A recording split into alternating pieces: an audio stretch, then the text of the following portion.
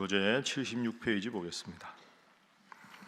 6장에서 에스겔은 남유다가 우상 숭배로 인해 하나님의 심판을 받을 것을 경고합니다. 그러나 많은 사람들은 여전히 남유다가 멸망하지 않을 것이라는 낙관적인 생각에 사로잡혀 있었습니다. 7장에서 에스겔은 하나님의 심판이 임박했음을 선포합니다. 전쟁에 나갈 사람조차 없도록 칼과 기근과 전염병의 심판이 이를 것이며 그때에는 금과 은이 오물처럼 여겨질 것입니다. 남유다는 심판을 통해 하나님을 알게 될 것입니다.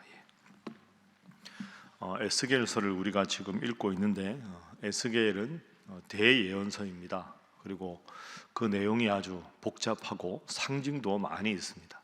배경을 정확하게 이해하지 않으면 에스겔서를 읽어도 이게 무슨 뜻인가 하고 헷갈리게 되는데, 간단하게 우리가 앞에서 본 대로 다시 한번 기억을 해보면 이스라엘이라는 한 나라가 두 나라로 분열이 됐죠. 북이스라엘과 남유다였습니다. 근데 각각 이제 북이스라엘과 남유다가 발전을 하다가 북이스라엘이 기원전 721년에 아수르에게 멸망을 당합니다. 그럼 이제 나라가 하나가 없어진 겁니다. 남유다 하나가 남았는데 남유다는 기원전 587년에 바벨론에게 멸망을 당합니다. 그런데 여기서 중요한 건 바벨론에게 완전히 나라가 멸망당한 게 587년이고 그 전에 바벨론이 1차 침공, 2차 침공, 3차 침공까지 하고 나라가 망합니다. 그러면 바벨론이라는 신흥 강대국이 남유다를 침범했을 때 1차로 와서 공격한 다음에 포로를 잡아가고 또 2차로 와서 포로로 잡아가고 그러면서 마지막에 나라가 망하는데, 처음에 와서 바벨론이 남유다를 공격한 다음에 포로로 잡아간 사람이 예를 들어서 다니엘 같은 사람입니다. 다니엘이 바벨론에 포로로 잡혀간 게 기원전 605년 정도 됩니다. 그러고는 이제 바벨론 왕의 궁전에서 이제 두루두루 섭렵하고 하나님 믿는 믿음을 보인 게 다니엘서입니다. 그럼 에스겔은 바벨론이 또 침공을 해가지고 그 사람들을 포로로 잡아가서 포로로 이 에스겔이 잡혀간 게 기원전 597년입니다. 그러면 바벨론의 포로 무리 속에서 포로 노예 생활을 하면서 그 노예 생활하는 중에서 하나님 앞에 계시를 받은 것이 에스겔입니다. 그 에스겔은 지금 포로입니다. 포로, 바벨론에서. 그러면 여러분이 바벨론의 포로로 잡혀간 남유다 백성이라고 생각해 보십시오. 기가 막힐 거 아닙니까? 내가 왜 이 나라에서 이렇게 노예 생활하고 고생하나? 하나님이 왜 우리를 버리셨나? 이 나라가 언제 다시 회복이 되려나? 언제 내가 내 고향 땅을 밟아볼 수 있으려나? 왜 나라가 망했고 왜 포로로 잡혀왔고 언제 돌아가고, 이런 답답한 심정이 많을 때 그 포로들에게 주신 하나님의 말씀을 전한 자가 에스겔이다. 이렇게 여러분이 기억을 하십시오. 자, 그러면 왜 바벨론에 지금 포로로 잡혀와 있는가? 그리고 잡혀와 있다 보니까 나라가 결국 망했다는 소식을 들었을 거 아닙니까? 왜 나라가 망했는가? 자, 6장 앞부분에 보십시오. 1절에 여호와의 말씀이 내게 임하여 이르시되 인자야 에스겔아 내가 너에게 주는 말을 예언하라. 자, 하나님의 말씀입니다. 3절 4절 함께 읽어봅니다. 시작. 이르기를 이스라엘 산들아 주 여호와의 말씀을 들으라.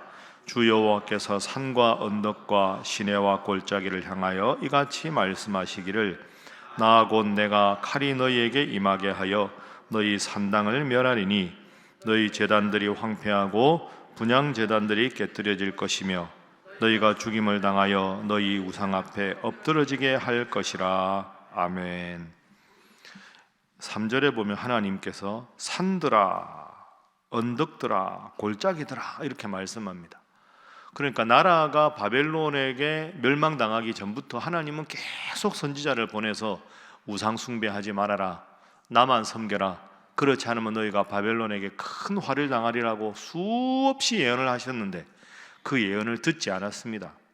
그러니 하나님 마음이 얼마나 답답했는지 3절에 보면 산들과 언덕과 시내와 골짜기를 향하여 내가 이렇게 답답하다, 내 남유다 백성들은 내 말을 들으려고 하지 않는다, 그 답답한 속을 하나님께서 자연 만물에다가 내뱉고 계신 겁니다.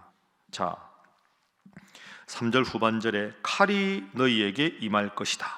이 말은 나라가 멸망할 것이다. 그 왜 나라가 멸망하느냐? 너희 산당을 멸할 것이다. 여러분, 산당에서 뭘 했을까요? 우상 숭배한 겁니다. 나만 섬겨라, 우상 섬기지 말아라고 했는데 우상을 섬기고 하나님을 떠났기 때문에 칼, 심판이 임한다. 4절, 너희 제단들이 황폐하고 분향 제단들이 깨뜨려질 것이다. 너희가 죽임을 당하여 너희 우상 앞에 엎드러지게 할 것이다.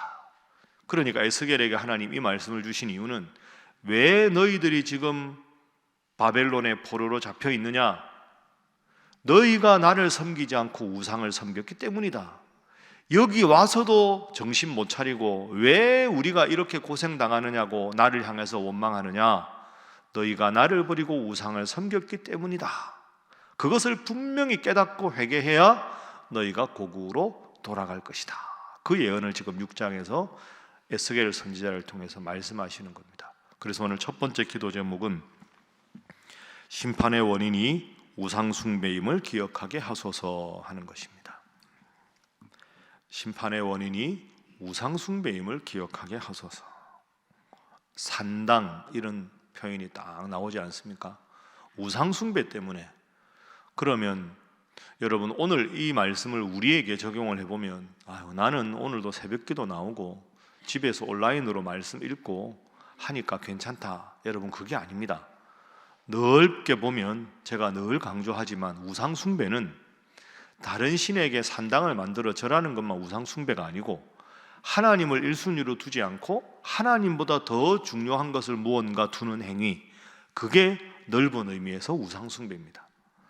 나는 하나님 믿는 것보다 돈 많이 버는 게 중요하고 내 사업이 더 중요하고 내 자존심이 더 중요하고 우리 집 애들 잘 되는 게 더 중요하다. 여러분 그게 넓은 의미에서 우상 숭배입니다. 그러면 자녀가 잘 되는 것과 하나님 섬기는 것 중에 자녀 잘 되는 게 더 중요하면 자녀가 잘 될 수 있다면 하나님 섬기는 것 가볍게 여길 수 있다는 뜻이 되는 거죠. 넓은 의미에서는 1순위에 하나님을 두지 않는 모든 것이 우상 숭배입니다. 오늘 왜 우리가 이 새벽에 하나님 말씀을 읽을까요? 말씀을 통해서 나를 돌아보고 하나님보다 내가 더 중요하게 여기는 것이 없는가를 스스로 돌이키는 것이 이 새벽에 하나님 주신 말씀입니다. 하나님이 자녀도 주시고 하나님이 여러분에게 건강도 주시고 하나님이 여러분에게 믿음도 주시고 모든 것이 하나님의 은혜로 고백해서 1순위로 하나님을 섬겨서 하나님께서 모든 것을 주시는 대로 은혜 안에 감사와 평안으로 살아가는 여러분 되시기를 주님 이름으로 축복합니다. 자, 그리고 두 번째는 이렇게 기도하겠습니다. 하나님 앞에서 바른 신앙생활을 하게 하소서 하는 것입니다. 하나님 앞에서 바른 신앙생활을 하게 하소서. 이게 첫 번째 기도 제목하고 연결됩니다. 하나님 앞에서 바른 신앙생활, 다른 말로 하면 뭡니까? 다른 사람들의 기준에서 신앙생활을 하지 않는 것이 중요한 겁니다. 남유다 백성들이 하나님을 섬기는 사람들입니다. 원래 이름도 다 하나님 섬기는 이름 아닙니까? 그런데 이 사람들은 옛날 옛적부터 하나님을 섬기는 사람들이었는데 왜 이렇게 남유다가 멸망할 정도로 우상 숭배를 했을까요? 그 이유가 뭡니까? 하나님 앞에서 내가 어떻게 신앙생활을 할까를 생각하지 않고 다른 사람들에 견주어서 신앙생활을 한 겁니다. 하나님 잘 섬기던 나라가 먹고 살만하니까 바알도 섬기고 아세라도 섬기고 그모스도 섬기고 그러다 보니까 우리 동네에 이방신을 섬기는 산당도 생기고 내가 아는 이웃 사람도 그 산당에 섬기러 가고 내가 존경하는 어떤 선생님도 다른 우상 섬기러 가고 그러면서 점점 산당이 많아지고 점점 다른 사람들 전부 우상 숨기니까 어느 날 나도 딱 보고 다 우상 섬기네, 나도 해도 되겠다. 그 이방 문화에, 우상 숭배 문화에 물들게 되는 겁니다. 그러니까 우상 숭배를 한 이들을 보고 우리가 참 사람들이 답답하다, 왜 하나님을 버리지 않고 우상을 섬겼을까? 그게 아닙니다. 제일 중요한 기준이 하나님 앞에서 내가 어떻게 믿음 생활을 해야 되는가가 아니라 주위 환경의 영향을 받고 다른 사람들 하는 걸 보니 이 정도는 해도 되겠거니 하고 다 우상 숭배를 하게 된 것이 문제입니다. 여러분, 오늘 새벽에 좀 추워지지 않았습니까? 날씨가 좀 추워지면 새벽기도 나오는 게 좀 힘들어하는 분들이 있습니다. 조금만 더 눕자 이러다 보면 나도 모르게 푹 잠이 들어서 새벽에 안 나오고, 너무 더우면 또 안 나오고, 춥다고 안 나오고, 덥다고 안 나오고, 그러다 보면 하루 이틀 지나면 믿음 생활이 게을러지는 겁니다. 추우나 더우나 언제든지 나는 새벽 시간을 지키리라, 그 마음이 소중한 겁니다. 아무것도 아닌 것 같지만 신앙의 불변의 원칙을 정하고 그 원칙 아래에서 믿음 생활하는 것. 나는 늘 360일 새벽기도 개근하겠다. 출장을 가도 그 시간에는 하나님 말씀을 읽겠다. 작은 것 같지만 그런 것 하나하나가 여러분의 믿음을 지키는 행동입니다. 여러분, 예언자들은 어떤 사람일까요? 에스겔이나 다니엘이나 호세아나 예레미야나 이런 예언자들은 보통 사람들과 뭐가 다를까요? 도레미파솔라시도 이렇게 하지요. 아랫도가 있고 윗도가 있습니다. 사람들이 다 하니까 사람들은 다 밑에 도에서 노는 겁니다. 그런데 예언자들은, 헤쉘이라는 학자가 이런 말을 했어. 한 옥타브 높게 살아가는 사람들이다. 도, 다 여기 노니까 도 하는데, 이 예언자들은 사람들의 기준이 아니라 하나님의 기준에서 보는 거죠. 높은 도, 하나님이 과연 이렇게 낮은 도덕을 기뻐하실까? 다 한다고 이거 해도 된다고 신앙 게으름을 합리화하는 걸 기뻐하실까? 하나님은 한 옥타브 높게 하나님의 말씀의 기준을 두고 살아야 된다는 걸 끝까지 고수한 사람이 에스겔입니다. 전부 지금 이방 나라의 포로로 잡혀와서 왜 하나님이 우리를 버리셨냐고, 하나님이 이럴 수가 있냐고, 하나님은 이런 분이 아닌데 왜 그러냐고 전부 하나님 욕하는데 에스겔만 한 옥타브 높게, 이 사람들아, 하나님이 잘못이 아니라 우상 숭배한 우리가 잘못이다. 하나님의 관점에서 세상을 보는 사람이 에스겔, 다른 사람들의 관점에서 게으름을 합리화하는 사람들이 일반 백성들입니다. 여러분, 예언자의 영성은 그래서 엄정하고 까다롭습니다. 그러나 그것이 하나님이 원하는 삶입니다. 말씀의 기준을 두고 에스겔처럼 하나님의 관점에서 오늘 하루의 나의 삶을 돌아보고 오늘 하루 내가 할 모든 계획에 하나님이 어떻게 말하고 행동하기를 기뻐하실까, 그 관심으로 하나님 앞에 믿음 생활 잘하는 여러분 되시기를 주님 이름으로 축복합니다. 자, 이어서 우리 7장 말씀 보겠습니다. 하나님께서 이렇게 우상 숭배를 하는 이스라엘 백성들, 더 정확하게 말하면 남유다 백성들에게 엄정한 심판을 말씀하십니다. 7장 2절 보겠습니다.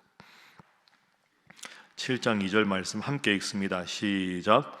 너 인자야, 주 여호와께서 이스라엘 땅에 관하여 이같이 말씀하셨느니라.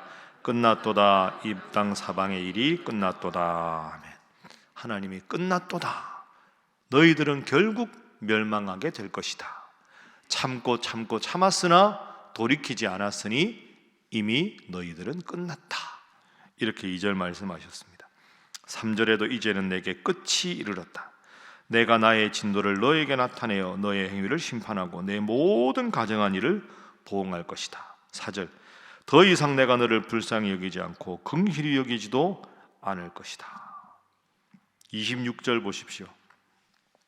심판당했을 때 모습, 마지막 26절 27절, 환난에 환난이 더하고 소문에 소문이 더할 때 그들이 선지자에게서 묵시를 구하나 헛될 것이며 제사장에게는 율법이 없어질 것이요 장로에게는 책략이 없어질 것이고 왕은 애통하고 고관은 놀람을 옷 입듯 하며 주민의 손은 떨리리라. 내가 그 행위대로 그들에게 갚고 그 죄악대로 그들을 심판할 것이니 그때야 내가 여호와인 줄을 그들이 알리라. 하나님은 참고 참으시다가 결국 심판하신다. 엄정하게 심판하십니다. 하나님은 사랑의 하나님이시지만 도리어 동시에 공의의 하나님이시기 때문입니다. 세 번째 기도 제목은 하나님의 심판은 엄정하고 혹독한 것임을 기억하게 하소서 하는 것입니다. 하나님의 심판은 엄정하고 혹독한 것임을 기억하게 하소서. 엄정하고 혹독한 심판. 참으시고 또 참으시다가 노하기를 더디하시다가 결국 돌이키지 않으면 하나님의 심판은 가차없이 무섭게 엄정하게 집행하신다. 제가 예를 들었지 않습니까? 축구 시합하면 전반전 45분, 후반전 45분 추가 시간까지 최선을 다해서 뛰어서 승리해야 합니다. 우리 팀이 졌다고 해서 심판에게 이 사람이 마음을 좀 넓게 쓰세요, 좀 더 합시다, 언제까지 할까요? 우리 이길 때까지 합시다. 그 공의의 하나님이 아닙니다. 심판이 그래서 해야 되겠습니까? 약속대로 하는 거죠. 잘하라, 승리하라, 최선을 다하라, 우상을 버려라. 하나님이 계속 말씀하시다가 심판의 휘슬이 딱 불리는 그 순간부터는 하나님은 공의의 하나님으로 모든 것을 엄정하게 심판하십니다. 근신하라, 깨어라, 너희 대적 마귀가 우는 사자같이 두루다니며 삼킬 자를 찾나니. 말씀 생각하고 오늘도 새벽에 말씀 읽고 기도하는 것으로 승리한 여러분, 늘 깨어서 기도해서 항상 말씀의 기준을 두고 하나님 앞에서 믿음 생활 잘해서 심판 대신에 하나님의 구속과 하나님의 은혜와 하나님의 복을 체험하는 여러분 모두가 되시기를 주님 이름으로 축복합니다. 기도하겠습니다. 하나님, 내 인생의 1순위가 하나님 잘 믿는 것에 있게 하시고, 하나님 잘 믿으면 하나님께서 내가 구하는 것과 구하지 않은 모든 것까지 복으로 주시는 분임을 기억하게 하여 주시옵소서. 하나님 중심의 삶을 살아가되 하나님의 심판이 엄정하고 혹독한 것임을 깨달아 하나님 앞에서 믿음 생활 잘하는 일이 가장 중요한 일이요, 새벽에 하나님 앞에 나와서 또한 말씀과 함께로 하루를 열어서 날마다 믿음 생활에 승리하는 저희들 되게 하여 주시고, 가정이 되게 하시고 우리 신일교회 되게 하여 주시옵소서. 또한 특별히 복잡한 정세 가운데 함께 하시고 우리나라를 주님께서 능력의 장중에 붙들어 주시고 미국의 새로운 대통령이 선출되었으니 앞으로의 모든 역사적인 상황에서 외교와 모든 면에서 하나님이 더욱더 이 나라를 강권하시고 지키시고 붙잡아 주셔서 어려움 가운데도 잘 되는 하나님의 나라, 이 나라 대한민국 되게 하여 주시옵소서. 함께 기도합니다. 주여 믿습니다. 주여 믿습니다. 주여 믿습니다.